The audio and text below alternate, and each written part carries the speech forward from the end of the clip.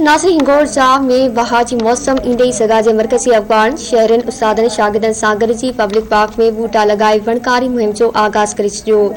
उन सिलसिले में पेश आहे हिंगोरजा मां धरती टीवी न्यूज़ जे रिपोर्टर शमीर राजपर जी रिपोर्ट। सॼी सिंध जा हिंगोरजा में भी सगा हिंगोरजा मरकज़ पारां हिंगोरजा जी पब्लिक पार्क में बूटा लगाए शजरकारी मुहिम जो इफ्तिताह कयो वियो आहे, जंहिंमें सगा जा मरकज़ी अॻुवाण खां अलावा उस्ताद शागिर्दनि ऐं शहरनि वॾे अंग में शरीक थिया आहिनि। अचो त उन्हनि सां ॻाल्हि क़बूल करियूं त उहे ही जेकी वण पोखनि था उन्हनि मां इंसाननि खे आम माण्हुनि खे कहिड़ो फ़ाइदो थिए थो। वण ज़िंदगीअ जी अलामत आहे। वण सरसब्ज़ शादाब थियनि था, गुल धरतीअ जी सूंह आहिनि। हर माण्हू जेकॾहिं हिकु वण पोखे त हीअ धरती सरसब्ज़ शादाब थी पवे। असांजी ज़िंदगी जी अलामत आहिनि ऐं सिंध ज़िले जो एसोसिएशन हिंगोरजा छा त अॼु शजरकारी मुहिम जो हितां इब्तिदा शुरू कई आहे।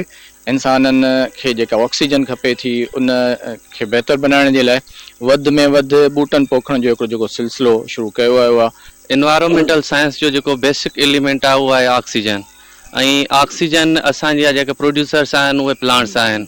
हाणे जेतिरा प्लांट्स असीं पोखींदासीं ओतिरी ऑक्सीजन जो अमाउंट वधंदो ऐं उन सां गॾोगॾु अमाउंट ऑफ कार्बन डाइऑक्साइड बि डिक्रीज़ थींदो।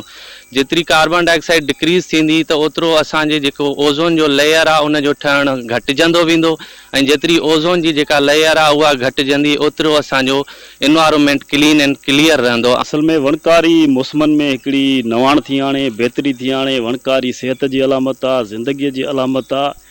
वणकारीअ सबबि जेका पोल्यूशन आहे उहा ख़तम थी थिए। वणकारी मुहिम में मौजूदु सगा जे अॻुवाणनि टोणी हिंगोरजा जे अॻुवाणनि सियासी समाजी अॻुवाणनि शागिर्दनि ऐं हिंगोर जे उस्तादनि जूं ॿुधियूं। हिननि इहो ॿुधो त वण खे इन वण जेके आहिनि इंसानी ज़िंदगीअ में अहम किरदारु अदा करनि था। हिननि इहो बि चयो त वधि खां वधि सॼी सिंध यानी सॼे मुल्क में वण पोखणु खपजनि। कैमरामैन हसराज पर गॾु शमीर राजपर, धरती टीवी हिंगोरजा।